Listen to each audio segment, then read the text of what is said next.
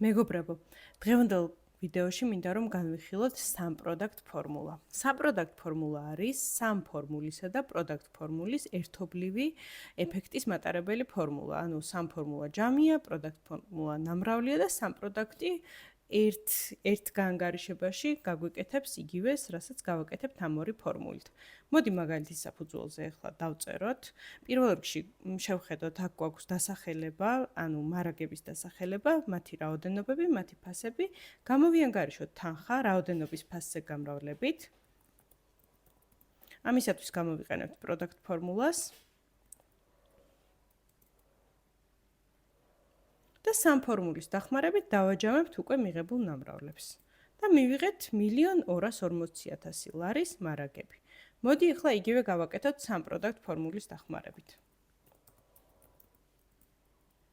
ამისათვის გვჭირდება რომ ჯერ რაოდენობების სვეტი მოვნიშნოთ, მერე ფასების სვეტი მოვნიშნოთ და მივიღებთ აბსოლუტურად იგივე რიცხვს, რასაც მივიღებდით ცალ-ცალკე რომ გვეკეთებინა გაანგარიშებები.